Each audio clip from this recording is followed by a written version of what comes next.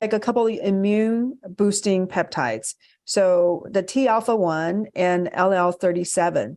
So I'd love for you to, give your thoughts on that. A lot of people, I mean, autoimmune conditions or Lyme disease, these are rampant and it's devastating. So what are your thoughts on these two peptides? Yeah, so I'll start with the thymus alpha one because after the SS31, it is one of my favorite products. Mm. It again is like the cerebrolizin approved in multiple different countries, and is just again a great product for improving the immune system. Even early in COVID, it was hypothesized to have a beneficial effect with COVID.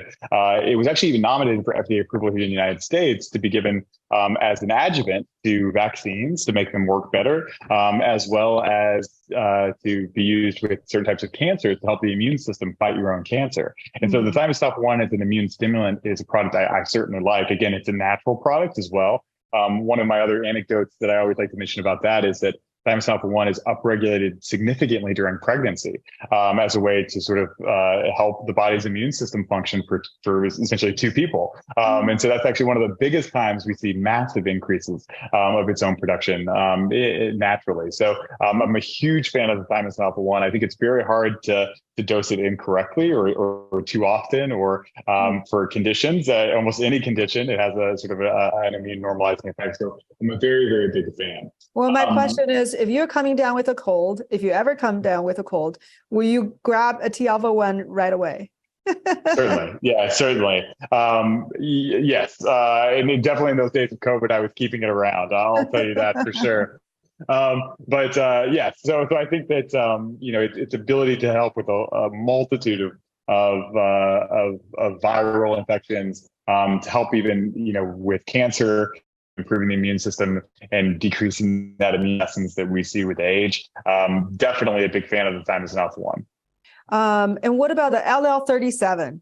How well do you think it has worked for chronic infections from what you've seen?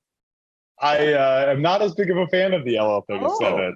Oh, Yeah, so I again, we were the first people to start doing this at TaylorMade, and it's one of those ones I regret launching a little bit because it's really again, it's an endogenously produced antimicrobial peptide, something that's naturally produced by our bodies.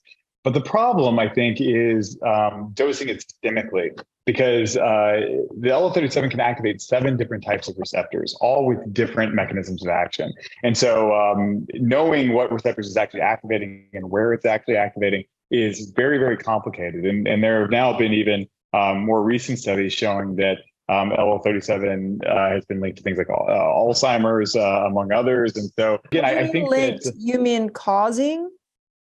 it does look to be causal instead of just correlative. I can imagine why many people would think it'd be correlative because your body might want to upregulate antimicrobial peptides in types of situations that might also then induce Alzheimer's. But it does look to have some causative effects and mechanism rather than just correlative. But again, it's so hard to say because it has so many different impacts on receptors. And these are big G-coupled protein receptors that have multitude of downstream effects. And so knowing what you're getting with the LL37 is sometimes very tough. But I think for things like topical administration, to fight, staph or some of those other things, I certainly don't think is a bad idea. But antimicrobial peptides are probably one of the biggest growing areas in all of peptide development. And so I'm sure that if LL37 is not the one we like, we'll certainly find more. Yeah, it's very popular in the Lyme community. Everybody has heard about LL37. So, then now I'm a little concerned whether or not this is the best thing for these patients. Yeah, I'll send you some information. But there was actually even just a study that was published last year, 2022, which shows that how it might have some negative effects in that human microglia.